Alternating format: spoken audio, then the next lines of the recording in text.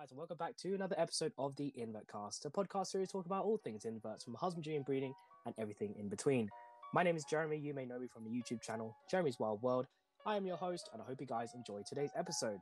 So you saw from today's title, guys, today's episode is really exciting as I have my first guest on. Now, I'm going to hopefully get some more guests on in the future and from all over the place. Now, we actually have a European guy in today. Really exciting stuff, and it's going to be exciting to delve into his stuff because from his Instagram page, I'm a massive fan, and I'm really happy that he's decided to join in today. So, introducing Clemens from Ectothermic Aesthetics. Hey, what's up, guys? How you doing, dude? How you doing? I'm doing great. How are you? Yeah, I'm really good, thank you. And again, thank you so much for agreeing to come onto the podcast. Very much appreciated. Like, you're honestly, I love your page, and when you start messaging me often, and I'm really happy that you always like interact with my stuff, and I'm just like gobsmacked by some of the footage that you get. So let's start off today's episode by a little short introduction to yourself. Yeah, so you probably know me from the page Ectothermic Aesthetics. I started it about 2 years ago, and over the last month I had a huge growth spurt, or whatever you want to call it. And since I started doing videos, and I'm a huge video fan now, I always did some, but recently I'm putting more effort in them, and I'm really glad that you like my stuff. I really appreciate it. And I really like the breeding you got going on. You have a great collection, and I'm always excited when you have new eggs or new breedings. I really like to watch all this stuff. Thank you very much. It's really exciting, especially recently with my true spiders. I had the Metropolitan David Bosack hatch, which is really exciting. They're still little nymphs, so I'm just waiting for them to molt out one more time, and then they'll be like running around the tub. Not looking forward to catching those up 100% for sure. Like, huntsman spiders are super awesome.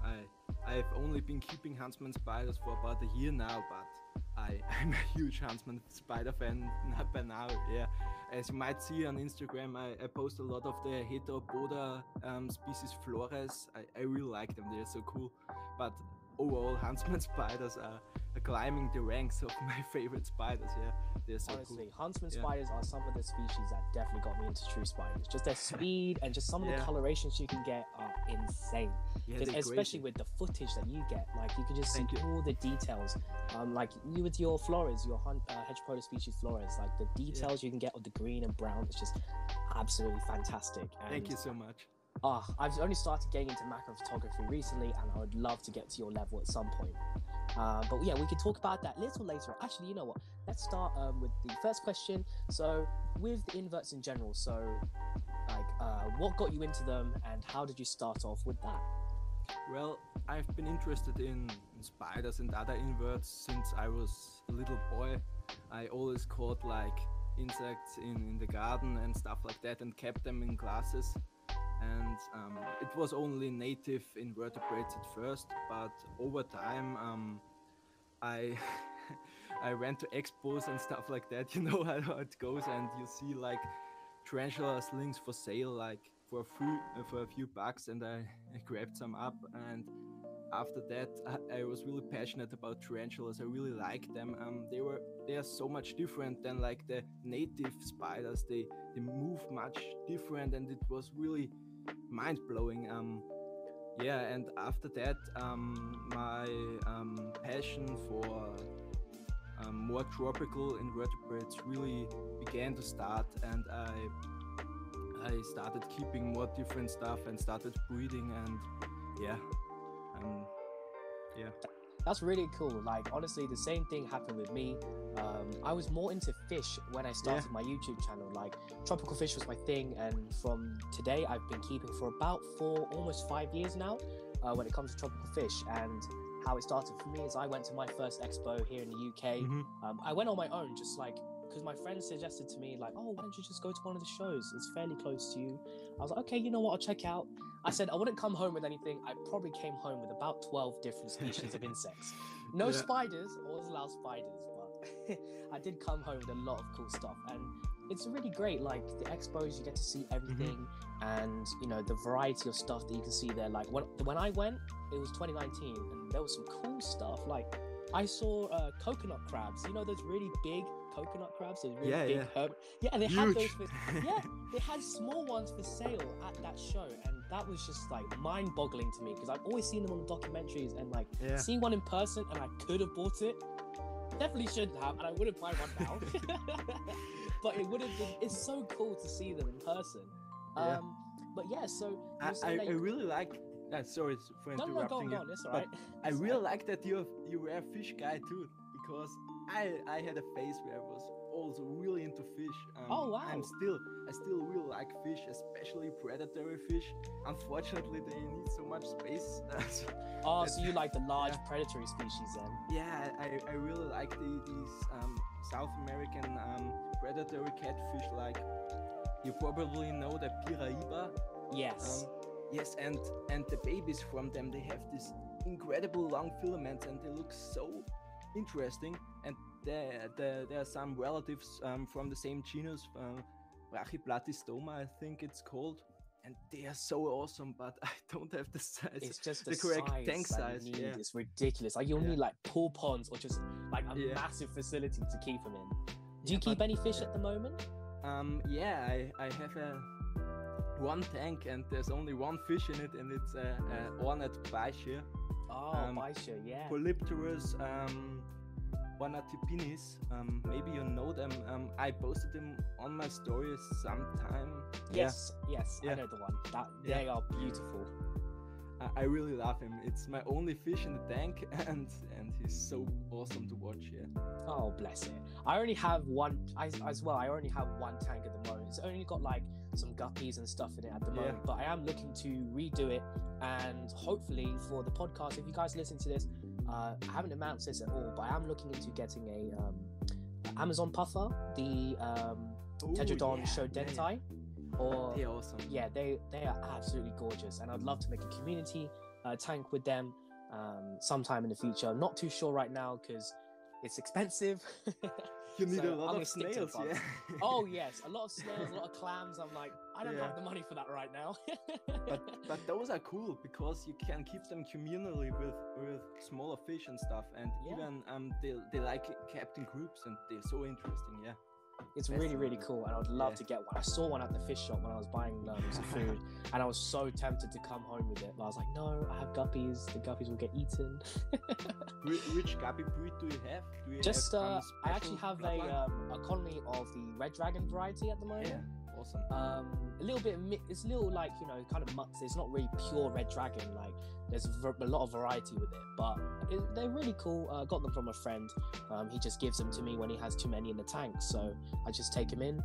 But hopefully, maybe end of this year, start of next year, I'll have that pufferfish in my collection. It's just 3 species. Yeah, that will be awesome. It would be fantastic. Well, we talk about bugs today, so we can talk about fish another time. Let's move on to the next part of the question that I just asked. So I asked you how you got into insects. Let's get into how you got yourself into macro photography. And if you could just talk to us about like, what was like the first thing that you saw was like, I need to get into this? And could you explain like your journey on how you got to where you are now?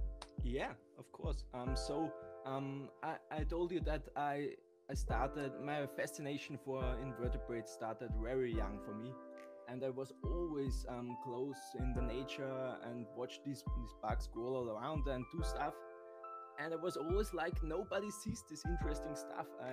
I was watching it and I couldn't show anyone. You know, there are some interesting behavior like mating behavior from some spiders, and I just couldn't show anyone how awesome this is and how the awesome stuff that's going on in this little world. And like, you probably know that nobody looks that close, right? Yeah. So I was like 12 years old or something like that. I bought myself like a little digital camera, but it had like a sensor where you could go relatively close, and that was the first where I was like trying to film insects. It was really unprofessional and not really that good, but with the camera I was able to go really close, and I mean the footage wasn't great, but at least I could show my friends like, look how the spider is eating another spider or something like that. And so the fascination was always there to show the behavior with people. And then I got myself a better camera.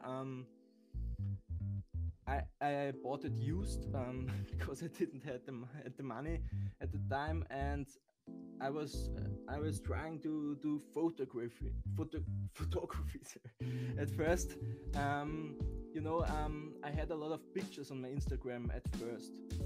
They weren't really like high-end professional at first, but I tried to improve. I'm not a macro photographer. I would say there are way more professional guys out there, but I just wanted to get pictures of my spiders. And then I started to film more and more, and I started to get into the color grading stuff. And yeah, that's where we are now, and I'm still learning so much with the color grading and the sharpening. But we have the internet, and it's awesome that we have this opportunity to learn just from the internet. And yeah. Yeah, it's really nice that nowadays you can just go type on Google quickly how to get into photography, and you can also message people. Like I have messaged a couple guys when I was getting into my macro photography, because I only use my phone. Like currently I'm only taking photos on my 13 Pro Max. It looks so good, your pictures, really. Yeah, I don't do any stacking. It's just one photo and a little bit of tweaking with the lighting and the editing and stuff like that. But it's crazy like what you can do nowadays with just, buying a cheap light box. Like I have a light box that cost me like £30. And just my phone. That's it. That's all I use. And it would be cool for me to get into like big cameras and stuff like that. But I know like I don't know much in tech stuff. But like for you, like at the moment, do you use like multiple cameras? Do you use? I'm not too clued up on the photography side of things. But like, could you explain like what kind of equipment you use? So at the moment, I'm using a Panasonic, but I think it's called Panasonic GH5. Okay. I think Petco from the Dark 10 is using the same camera as his secondary camera, and I'm a huge fan of it because I have the opportunity to record it in 4K. Of course, for Instagram it's useless 4K because Instagram always crops the videos to HD, I think. But yeah, I'm using this camera at the moment. Yeah. And you don't use any like diffuser, or you don't use like additional lighting, or is it just like one camera? Yeah, it's one camera, one stand. The stand is really important if I do videos because it can be really shaky.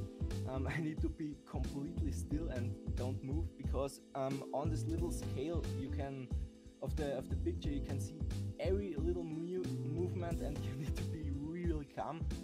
And yeah, I have a camera, but it's just a flashlight, an LED flashlight, and it's like 10 centimeters away from the spider, so very close, because I need the brightness. And it's often the footage looks professional, but if you look at me from the far, it's just me with the camera and the light as close as possible. Wow. Because the light is the most important. You need to get the ISO as low as possible, and so you don't get the blur and the noise in the background.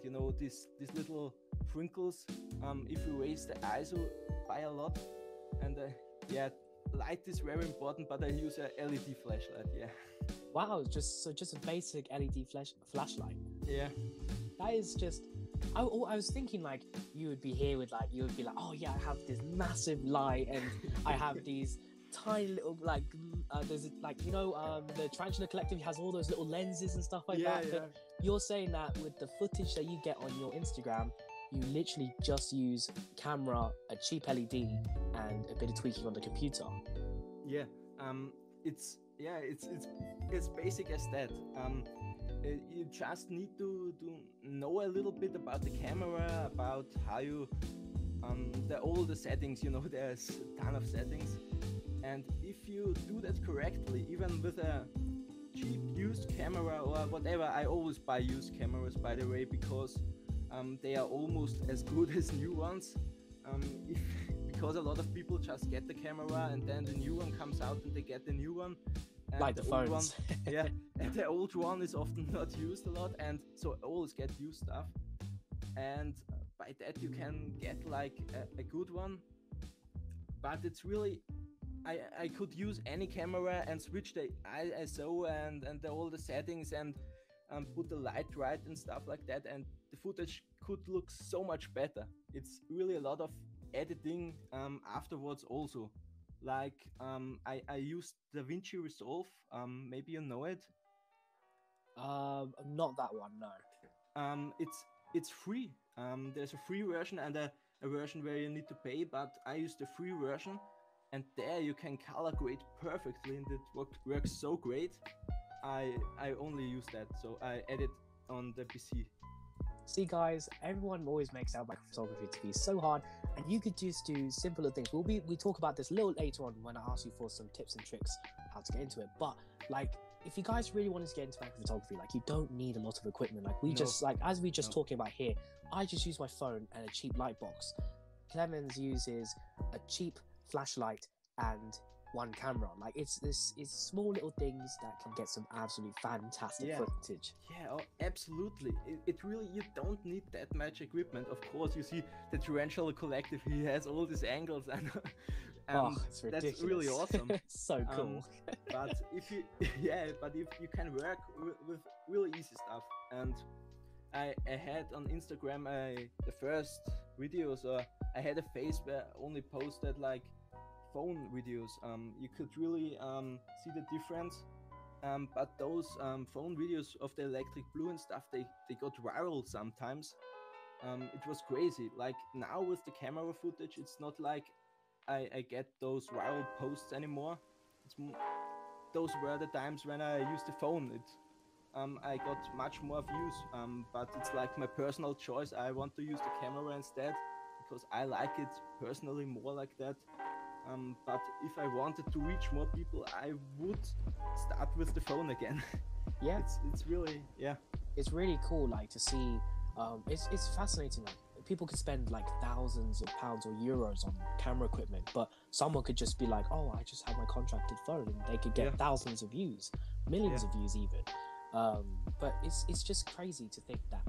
I mean, obviously, with like what you enjoy is what you want to do, but with, like, you know, basic stuff, like, that's what I'm going to be reiterating today, guys. It's like, basic equipment can get you very, very far. Even when it comes to making YouTube videos, like, I've always made everything on my phone, the videos, the thumbnails, the editing, all done on my iPhone, like, just basic stuff. And it looks great. Yeah, it's thank you very much. Very much, especially coming from you. Like, my stuff is nowhere near your quality yet. Like, I want to get there eventually, but like, it's just making my way up there slowly and seeing the difference between, like, how I used to talk in my videos, like, "Hey guys, welcome back," like, really, really robotic, and now sounding like, you know, like me and you, just like, it sounds like we're just talking in person now. Like, before, I would never have had the confidence to talk on a podcast, or let alone a video, talking with people, making videos and stuff like that. But, you know, guys, it's all about that cheap equipment, starting somewhere. That's the main thing today, isn't it? Like, you got to start somewhere, whether it's really expensive stuff that you got from a hand down or your phone. It's basically where you got to go, really. The most important part is that you just get started, and another really important part, a lot of people forget, is that there is the internet out there, and maybe if you don't like that your video is shaky, or that there's blur in the background, or I always use blur is like good, it's the grain in the background. So you can just Google, put it on YouTube, and search how to get this fixed with your video editing software, and there is help instantly, like a 2-minute video, and you watch it and you are much better than before. And that's really important too. Like, always try to improve. If you want to strive for it, guys, always, you know, you got to start somewhere, and as you go along your journey, always try to pick up the small bits that can. It doesn't have to make a major difference. Like, I was listening to one of Richard's podcasts when he was talking with, you know, Tarantula Collective. He has that podcast, the Exotic Pet Collective, and he did the one with Adam from Wicked Reptiles. Adam was saying that he had some issues with his audio, and he asked Richard, like, "Could you help me out with this audio thing?" And that small thing improved his video a lot. it's like the small things that you guys pick up can always improve your videos and stuff like that. Like with me, it's like for me personally, I don't like scripting stuff. That's why I don't make a lot of like top fives and stuff like that. I don't like doing scripts because I tend to stumble and mess up when I read from scripts. So a lot of my stuff is like off the top of my head and just going with the flow and seeing how the video turns out. If I don't like it, I don't. If I do, then that's what you guys get to watch. And with the podcast, that's what you guys get to listen. And so far, all the podcasts have been great. And starting from today, I'm going to have you on today and hopefully many more guests coming on in the future. Yeah, I really like your podcast. It's like so chill to listen to. It's the music in the background, you use this classical music, and it's just so awesome to put this podcast in the background and feed the spiders. I really like podcasts like that, because there are also these podcasts where like the people are screaming around and shouting, and I don't like that too much if it's like that crazy hectical, you know. Yeah, I like it if it's like good information, nice background music, and you just chill and listen there and feed your spiders and whatever. That was the main thing with making this podcast, is that I love listening to like Richard's podcast and Tom Moran's podcast, because I can just stick it on in the background and just listen to them waffle on about whatever topic they're talking about whilst I'm feeding some spiders. It just gets me in the zone. You know, I'm going to get this feeding done. Just stick on the podcast and keep it going. So that's why I choose the lo-fi music. I don't choose like, you know, like a lot of people like to use rock and roll music and screaming music. Like that's like, heavy metal, appreciate that. Yeah, heavy metal, that kind of music. Now, don't get me wrong, I'm not bashing on it, but with my kind of podcast, I like it where you can, like, you know, when you're driving, doing your maintenance, doing some feeding, stuff like that, you can stick me on in the background, just listen to me waffle on about whatever topics we're talking about. And yeah, so we got the big question out of the way on how you got into insects and macrophotography. So with your big Instagram page, I'm bigging you up, 100k plus followers is just wow, just absolutely wow. It says in your bio that you have focusing on the old world species when it comes to tarantulas and Dipluridae. Could you explain why these are your favorites? So like, is there any particular feature, or is it just from where they come from, or any characteristics with them that really like makes you want to focus just on them? And if you could add any species from the old world and the Dipluridae family genus that you really enjoy as well. I kept several species over the time. I kept Bamphobetius, I kept Xenestis, I kept different Brachypelma and stuff. But then one time I caught myself 3 Cancrachan slings, like Hylobrachys species Cancrachan. Oh, yes. And they were so different from the other tarantulas, because even as small slings they wrapped a lot, and over the time I realized I'm really into the heavy wrappers. I really like that, because there is a lot of going on in the enclosure. If you you do a little hillside and then some sticks, and they make this awesome wrapping stuff. And I got this Cancrachan slings. It was 3, and I was so fascinated by them, and I was really thinking about another Hylobrachys after that. It was a Fimbriatus, and from there the fascination started, because those were like so different from the other ones, and I just realized that's the way to go. And after that I focused more on these at first Hylobrachys, and just loved them. Then one time I was looking on Spiders, I think it's called Spiders World EU. I know the site. And I was always looking at the Linotele. Back then they were called Linotele Megadeloides, and I was always looking at them, and I was thinking, $10 for, or I think $15 for this little spider. That's not even a tarantula. I would never pay that. I was always telling me, I think I rather spend the 15 euros on like some kind of old world tarantula, or like some pokey or stuff like that, but not on this just this spider. I can definitely see where that mindset comes from. But then I got it, and it was like like nothing I had before, like nothing else. What was I thinking? Yeah, this little spider, I put it in a medium-sized enclosure, like kinda too big, but it was wrapped up the day after, and it was fascinating. And the feeding response caught me also, because I'm a huge fan of watching torrential behavior and spider behavior. And yeah, spiders don't do a lot besides eating and trapping after eating, and yeah, you can film pairing too, but besides that, there's not a lot going on. So I really like the feeding process, because during that there's a lot going on. And the Linodela have this crazy feeding response. I didn't know that. They are taking down anything, and they are not even looking how big the prey is, they just attack it. And it's really fascinating to watch. And yeah, at this point I only had a few Chilobrachis and this Linodela.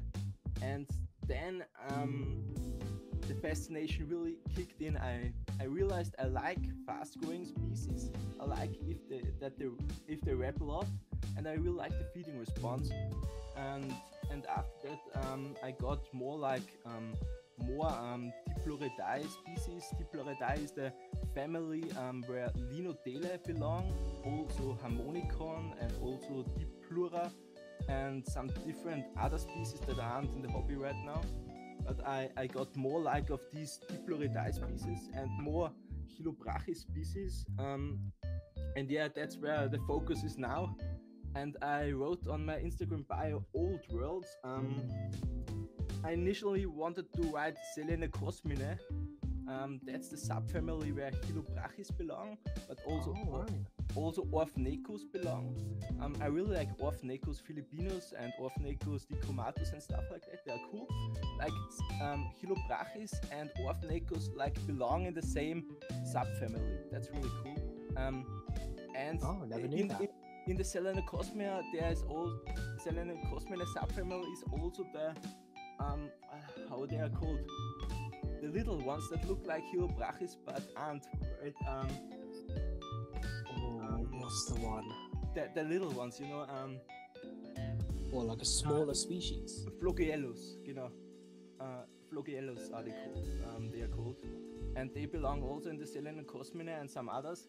Okay. And I really fell in love with the subfamily, but I knew that not a lot of people can associate with Selenocosmina, so I wrote Old World. But so it's just easier to put the blanket term Old World. Oh, right. But okay. I don't have a lot of ornithoctone species like Haplobelmas or Cyriopagopus. I don't have a lot of them. I only have a few.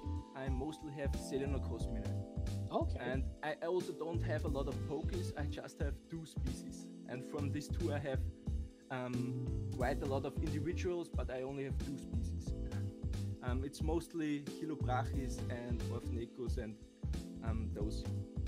Oh wow! So that's something see. This is what I love about doing these podcasts. It's always finding out something that I didn't know before. So you said Selenocosmidae is the subfamily that belongs with the Chilobrachis, and you said Orthodoctinae as well, or no, those belong in the Ornithoctonine. That's the other subfamily where they belong. Okay. With Cyriopagopus and species like that, and Ornithoctonus belongs also there. Like there's these big fossorial ones like Haplobelma. Haplobelma is not valid anymore. They are all called Cyriopagopus now. But you know what I mean, those big massive burrowers. And then there is the subfamily Selenocosmina, with more these slender burrowers. And Chilobrachis are the bigger ones from Selenocosmina. And there's also Selenocosmia in the Selenocosmine. You know, those are all. So you can you can look into that, and then you understand it more, the different groups and how they are related. It is really interesting to find out. I've never known there's groups where all different species belong into. So that's really interesting. So I'm definitely going to look that up later on. So we've talked about that now. Just one more thing before we move on to the next question. I just wanted to ask, so when it comes to the old worlds, Selenocosmidae and Diploridae, is there any species that you currently don't have that you would be looking to get in the future? Well, Yeah, of course. There's a lot of, but there's one thing in my way, and that's the price. There are some really cool Hydrobrachis species that are really new in the hobby. One is called Hydrobrachis species South Thailand Blue, I believe.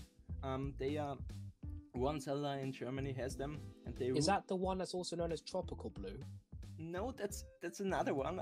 I will come to that after this one, but this one is the South Thailand Blue, and they have like not on the underside or inner side. They don't have the blue. They have the blue on the whole leg. Wow. So they're kind of like the Birupis. Yeah, it's really similar to this one, but it's Hydrobrachis, so it's even better. it's the Hydrobrachis version of the Buribes. Yeah, that's kinda awesome. I haven't heard of that one. That's well new. You can Google it. I will definitely take a look at it later on. This one is high on the list, and also the tropical blue. It's also an interesting Hydrobrachis species, and from the behavior, it's a lot different than the other Hydrobrachis species. They are more like cave Hydrobrachis. They are not like burrowers. They prefer like these rock crevices and stuff like that. Oh wow!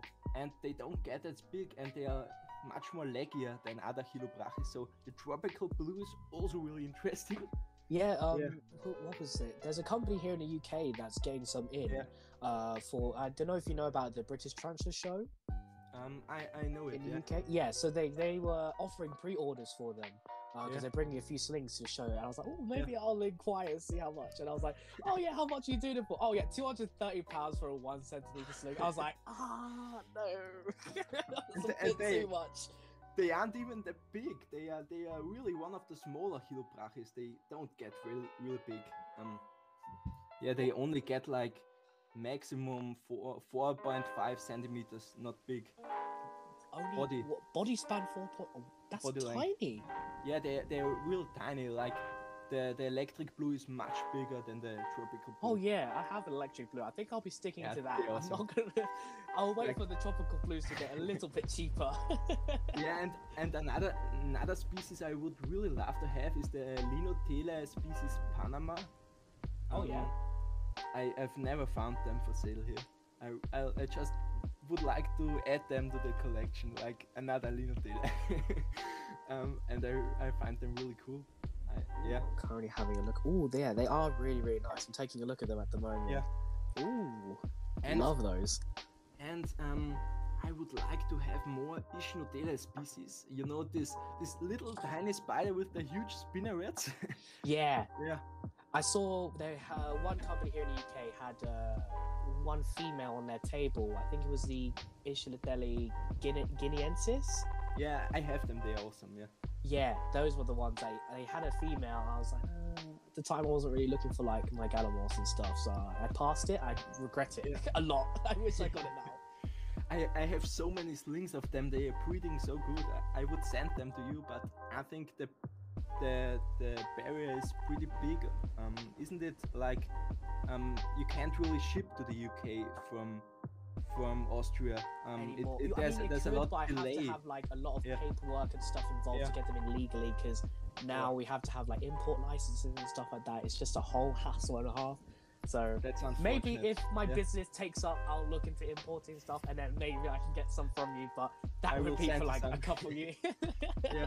I'm not looking to spend £2,000 on an import and an export license right now. So that's really expensive. Yeah, it really is. It's a shame. If only I was in the hobby like 3 years ago, I could get so many species in. Yeah, it was so cool back then. Like we were ordering from your shops like the centipedes, because we in Austria and Germany and like that, we don't have a lot of centipedes, because you have so many centipedes, like your shops. I'm not sure how they are called, like Venomous Visions or something. Yes, like that. One of my favorite companies. I'm good friends with him. That's awesome. I was always looking at centipedes and I couldn't order them. Or Bugs UK, he also has sometimes centipedes for not too expensive, but I just can't get them. It's unfortunate. It's a shame, isn't it? Because Bugs UK and Benefit Visions did used to send to the EU until the whole Brexit thing happened, which is just a real shame, because it definitely did cut off a lot of really good species we couldn't get here in the country. It's just, I'd I love to get was some of the stuff that really- you guys get. I was really fascinated into centipedes, and I was getting books and reading papers, and it was in the winter time, so I couldn't order anyway. But I wanted to do as much research as possible, and I was completely fascinated by them. But then I realized, I can't get them. And So you don't have a lot of access, like you guys. So Europe doesn't really get in a lot of centipedes then. We have them, but only like the standard ones, like the honey. And we don't have like the fancy species you had on venomous visions and stuff like that, like different color morphs of the subspinibes. There are so many different color morphs, and there are also a lot of different centipedes. Like I also like the North American ones, how they are called. Heros. Yeah, the Heros, especially the one with the black head and the brown body. They're gorgeous. And the black last segments, they look so awesome. I have a couple oddity, more rarer centipedes at the moment. I've got the flame tip Dahani, large female. She is a beast. Very, very, very aggressive. Every time I open that lid, she like flicks her abdomen. I'm like, okay, I'm just feeding you. I'm just giving you water. And I also have I did have the Mozambique blue female. Of the Ethnosigmus trinipodus, but she unfortunately passed away recently. But I do have a captive bred pling, so hopefully that grows up to be a female again. And then I also have the Tanzanian blue ring of the Ethnosigmus trinipodus at the moment. So she's doing good. She's molting right now. But yeah, so I am looking to get some more centipedes in the future. But they're so cool.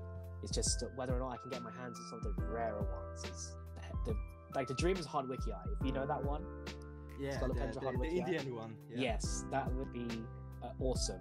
One came up for sale here in the UK last year. I almost grabbed it, but someone messaged me just before I snagged it. I was like, gosh, dang it. I know, it was so frustrating, but I did get the blue ring instead, so couldn't go wrong with that. That one is very cool, yeah. Exactly. Yeah. So couldn't go wrong with that. All right, so we talked about some really cool stuff there. Talked about some species that you like to get in the future and why you like to work with the air quotes old worlds and the Pluridae. So let's move on to another question. This is more to the photography and video photography side of things. What would you believe are the difficulties that come with getting the right shot? So like the ones that you think like after doing multiple shots or doing multiple time lapses and things, like this is what I'm going to post. Like what would you think is more tricky? I know you talked about lighting needing to be on point and stuff like that, but could you elaborate?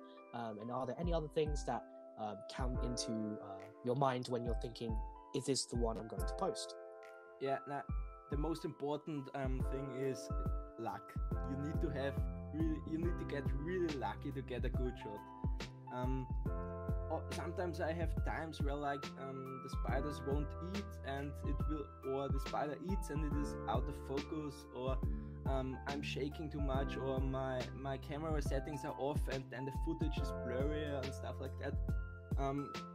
It's a lot of luck too. Like they're really good shots. It's like everything was perfect at that time. Like I wasn't moving. The picture is stable.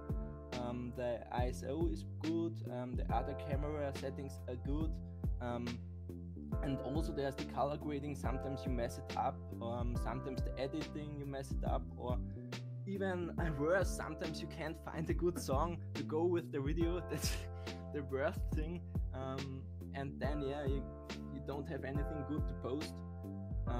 It's a lot of luck, and it depends also on like, of course, on the spiders, if all are in pre-mold or So that's like literally like with the one I'm most proud of so far is the shot that I got of my female Dolichothele demantinensis. That shot of her face was just like, I took about probably 50 photos, and that one where it just had the perfect angle is just fantastic. And then when she had her legs spread out, like it does, like some people like will keep them in the enclosures. Like for me, it depends. Like if the enclosure's too big, I will just take them out and just plop them onto a little piece of cork bark and snap some footage like that. And that's what I did with her. She was freshly molted, and I just wanted to get her on this nice piece of cork because it had some moss on it.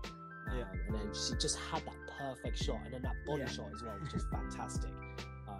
Those two pictures I'm actually going to send off to the British Tarantula Society email to see if they will actually feature them into one of their you know how they do those little journal things. Fingers crossed it does get in. Yeah, fingers crossed. Yeah, I just want to see if they would prefer the edited version or the non-edited version, because the non-edited looks really good anyways. But yeah, it's always getting that right shot. And like I can imagine with you, like with those pictures and stuff, it takes not like tens, hundreds of like photos to get the perfect one, I'm guessing. Yeah, it's like my PC is constantly full with footage. it's like so slow because it's almost full. Like those especially those 4K videos, they take up so much space, and I don't want to delete the footage because like something is good in there, and then I have to import a lot of stuff on an external like stuff where I store the footage, and it's really a pain, because like maybe you have the same issue, like you can't delete the pictures, like you like them so much, you just like them all, like but I'm not going to use them, but I really like them. Yeah, you can't delete it. You were talking about the perfect picture when you look at it and you're like, yeah, it's perfect. I have this also, like you. Is it with you also that you just look at it and think, wow, that's so awesome? You could look at it for 10 minutes straight? It's kind of like so I'll get like the photos. I'll just have like, so with her, I obviously took the up close facial shots, and then I took the body shots. With the facial shots, I probably had about like 50 of them, and I was just like flicking. I was like looking at like all the little details. I did this little bit of lighting get in, did the little bit I wanted, because like what I wanted was a clear shot of her face with the red of her abdomen in the background, and just some like maybe of the little bit of the pedipalps and stuff like that just in the photo. And I just looked at that one. I was like, this one. I was like zooming in, I was looking at all these things. I was like, this one is perfect. Like, I'm going to use this one. The same with the body shot. Like, this legs were a little bit too high up to the carapace. I didn't like it. Then she was like too spread out, and I was like, nah, I don't like that one either. And then this one was like, wow, she's just perfectly perched on the cork bark. Awesome. And yeah, it's just like, it's always just finding those small little things. It's like, it could look better, so I'm going to scroll through another few and see if I like them more. Yeah, and then you have two ones, like they are almost equally good, and you constantly switch between the two ones. You just sit there like, do I like this one or this one? Yeah, and you can't delete one of them because they are both good. Why would I delete the good I could use this later on. It was like, and it just sits there in a folder, just never to be used. It's always like that. Yeah, it's like with my my Lamprima, my stag beetles I bred myself. You saw those ones, like the shot where I had the male and the female facing each other. There was two that were just like spot on perfect. I was just looking up, I was just sliding between both of them, like, so I edited them both, and then that's what like made the deciding factor, because like one of them just had a little bit you can see with my light box, it has these two reflective sides on a bit, and you can see just in the top corner a little bit of it, and that what ruined it for me. I was like, I could crop it, but then the photo would look a little off center. So I was like, this photo is going to be the one I'm going to use, because this one had a little bit of that sparkle in the background. I don't like it. Those beetles are so beautiful. I was looking at them in your feed, and they just look so cool. I would love to have them and would love to film them, but honestly, you should really get into beetles. It's very, very cool. Yeah. And with the European stuff, you guys get a lot of cool species up there. Very jealous. Really? I haven't really looked into beetles. The European breeding market for beetles is crazy. Like, you guys get some good stuff. I'm very jealous. Like, you get Goliathus. Yeah. I mean, there's this one guy I always go to for reference when it comes to breeding. I can't remember his name off the top of my head. He's a German breeder, I believe. He's bred like... I think he's from Switzerland. He's called like the Beetle Breeding Channel, something like that. Yeah, something like that. Yeah, he doesn't make videos too much anymore, because I think he's in Africa helping out with some stuff over there. But his old videos, I would just like, there was one night I just sat there for hours just binging his content.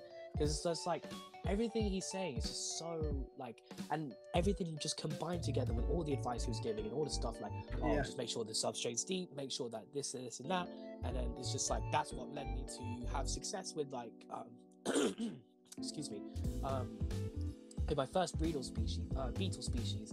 It was the Japanese fighting beetle, the Hexostyrus parii. I actually got those in a mystery box, and I was messaging some people, I was messaging in some groups, and they were like, "Oh, you're most likely not going to breed them because they are cannibalistic. The males are very protein hungry, so they will kill the female."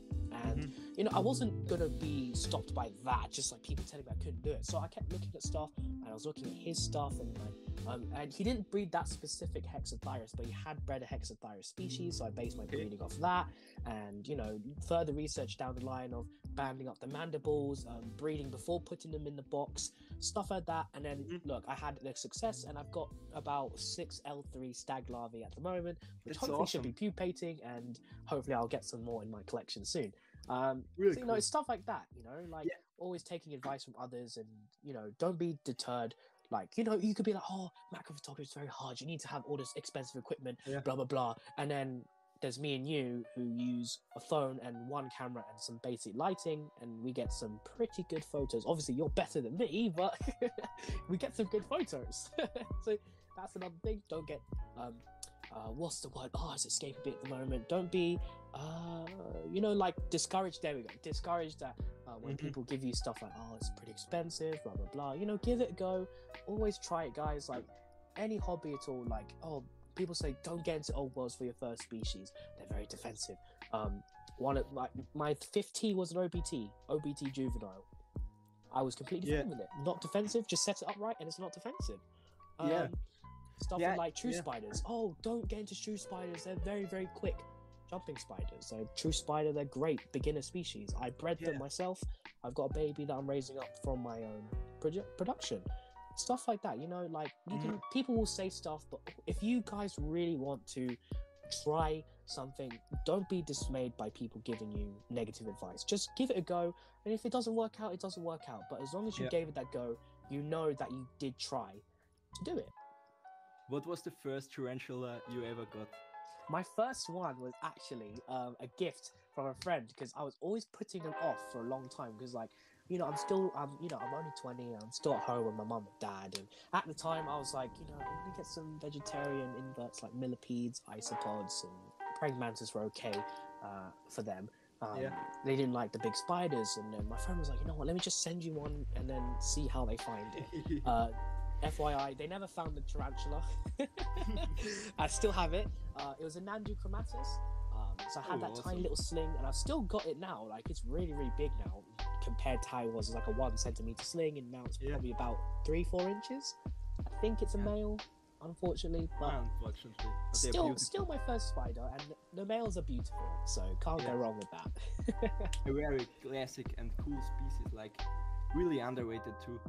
Yeah, honestly, the Nandu genus, like the Carapoensis and the Tripepi, all very underrated just because they are common species, and they're like, air quotes, like filled in the hobby. There's a lot of them around, but still get them anyways, guys. Like, they're gorgeous. You got to start somewhere with some certain species, right?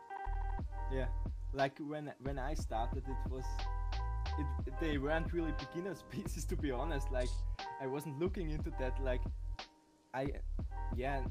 they are kind of beginner species, but some people say they're like hard to keep. Like, my first 2 tarantulas, I bought them together at the expo, was Carabiner versicolor and Formictopus Canceridis. Oh yeah. Those were the first ones I got, and after that I got the Piscildaria regalis sling. That's where it started. Yeah, I mean, everyone says, oh, the Carabiner versicolor is so sensitive. Like, if you get a sling and you don't keep up the humidity, it's going to die. Like, I was hearing some ridiculous stuff that some people have done where they just keep, like, the bottom of their tank just water, and they just have the cork bark in there. I'm like, I don't think they live above rivers, guys. Like, come on. It's just like, get cracking. That's why, like, people say, like, just get those basics down. Like, obviously with the Carabiner versicolor, there's a lot of information out there now, but I know back in the day, like there wasn't as much information, but it's it's getting those like humidity basics right. So with me, with mantis, everyone says like before, don't get an orchid mantis, keep a few mantis before. But now for me, honestly, I would recommend an orchid mantis as a beginner, because if you kept like maybe a Hirogula or Filicrania, Paradoxa, like keep that humidity up. Like the ventilation to humidity ratios. Orchid mantis are very, very easy to keep. Like, people say, oh, you got to spray them, keep them really, really damp. You don't. You just got to make sure that you're misting them enough, that they're getting enough to drink, and there's enough airflow that there's not stagnant air in the tub, and you'll be just fine. Like, that's one thing I'll have to do in the future, is do a podcast talking about beginner species and why some intermediate, I'll do air quotes, intermediate species can be kept as beginners if the research is done right. I completely agree. Yeah, it's like I'll save it for the podcast, but yeah, there's a lot of stuff I can say when it comes to stuff like that, and like people be like, oh, you can't get that species, you haven't had enough experience. It's like, you could, you just got to do the research. Yeah, it's all research. Yeah, it's all about research. Just get that stuff down. Like, obviously, the more you keep, you're probably like, oh, it's terrestrial, I can keep like this. Oh, it's from this region, keep like that, blah blah blah. But we'll talk about that later on. But yeah, so it's been absolutely fantastic having you on the podcast today. And before we end it, I just want to ask you one more question, just before we end it today, and that is, if you have any advice on anyone that wants to get into macro photography and videography, what could you give them? And yeah, pretty much that. So basically, get started and like try different things. Like, a lot of people always do the same type of video, like from the same angle, and then and sometimes they don't go well, but they keep doing that. And it's often good, like, to switch it up, like try something different, be creative, search a different angle, like instead of filming from above, try to film from the front, or try different shots, just experiment, and often in this way you find just your style. It's especially in Instagram, if you want to be competitive, if you want to grow in this tarantula genre, you need to have your own look to your videos, and I don't care about the quality of the video, it just needs to be interesting and needs to be your style. And that's really important. If you don't have like the best video quality, then do voiceovers and stuff like that. Provide them information. There's so many niches on this, and there's so much room to grow for so many people. It's just to try out different things. Yeah, honestly, that is very, very good advice, because like people, I think the main thing when it comes to like invert macro photography is people will be discouraged by the people that have been around for a long time and they've got a massive following, and they'll be like, oh, but I can never get that big. But it doesn't matter. You don't have to be big. I mean, like, look, I've been doing this YouTube thing for about I started in 2019, and I've only got 700 subscribers just this week. But it just doesn't discourage me. Like, I enjoy making the videos. I enjoy talking to you guys and like, without this YouTube thing, I wouldn't have met you. I wouldn't have met all the YouTubers that I'm friends with nowadays, and all the sellers I'm friends with nowadays. And it's like, just get into it. And if you enjoy it, just keep at it. It doesn't, like, you'll get a lot of lows, and there'll be times where you're like, oh, I just don't want to do this anymore. But it's the passion that you guys enjoy it to just keep it going. Like, I never thought that today, like back 2019 when I first started on my YouTube channel just for fun, like I never thought that 700 plus people would come to my channel and consistently watch my videos, and I'd be friends with like people like you with your big page. Like, I never thought like you would notice me, but now we talk pretty much regularly when I'm posting on my story. You're reacting to my stuff. I'm always looking at your stuff and like, God, that's an amazing shot. How does he get banger after banger after banger? I always try to answer as many people as possible, and to talk to any account. Really, I don't care about the following of anyone. I'm talking to really small accounts and stuff like that, because when I'm always thinking back to the time where I started, and I was like messaging bigger accounts, like I was reacting to the stories of bigger accounts, but they didn't even view it, or often they viewed it and didn't even like it or wrote something back. And then I always felt like that's really not nice. You at least like the message or say something, because yeah, it's just being nice to everyone and don't care about the following. That's the most important thing there. I 100% agree with you on that. Like, it's been crazy with me. Like, I'm always trying to like say hi to people and interact with people. Like when other YouTubers here in the UK do live streaming, I'm always talking to people, and I made some good friends along the way. And what really made like me think like I'm definitely going to carry on doing this YouTube thing no matter what is when the very first fan of mine, like a subscriber, came up to me when I was queuing up at the show, and he was like, "Are you Jeremy?" I was like, "Oh yeah, that's me." And I was like, I was just thinking in my mind, I was just like, I couldn't believe that I'm actually talking to someone that sits down, watches my videos, and actually enjoys them. Like, it's just like stuff like that. Like, just knowing that the stuff that I'm putting out there is being appreciated by someone, has been just enjoyed by at least someone. And since then, I've always had people coming up to me and saying hi at the shows. You mentioned Venomous Visions earlier. At the shows, I have been helping out at his table, and people always come over and say hi. Like, "Oh, Jeremy, it's you. Like, can I stay with you? Can I say hi? I'm like, can I have a picture?" "Yeah, sure, no problem." So cool. Honestly, it's amazing. That experience is amazing, and that's the main thing for me. Like, that's the passion for me: educating people, making friends with people, and just, you know, content that I enjoy, other people are enjoying too. And that's the main thing for you guys as well. There's some advice that I can give you guys as well, coming off from Clement's advice as well, is passion. As long as you're passionate for it, guys, give it a go, and you won't regret it. It's just, you know, keep pushing. And it doesn't matter if you guys are getting 1 like, 2 likes, 10,000 likes in one post. As long as you're enjoying it, keep on doing it. And if, like, you know, it's not working out, then as long as you tried it, it happened. But always keep pushing it. Don't be discouraged about bad things happening on your channel. Like, you could have a few subscribers drop, you could have some negative connotations towards your photos, like, "Oh, this was rubbish, oh, I didn't enjoy that, oh, this was, why did you post this, the spiders," like, you know. Have you seen my for the slings, the little reel that I did?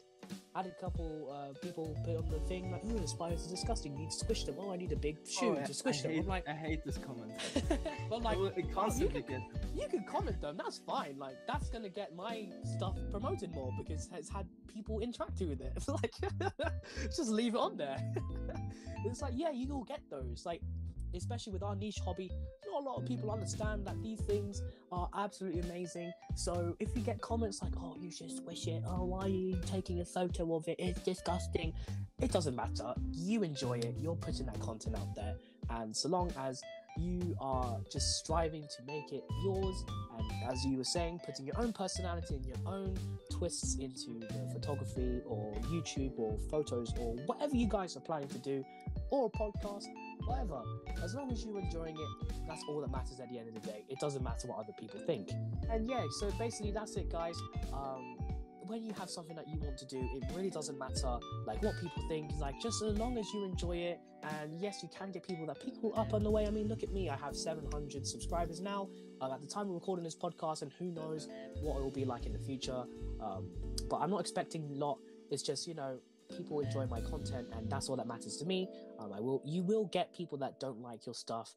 That's just how the world works. And, you know, especially with our niche hobby, where a lot of people will think, "Spider, squish it." Like, that's a lot of reactions that people will give. So as long as you're happy with what you're doing, take that advice with a pinch of salt, or just completely ignore it.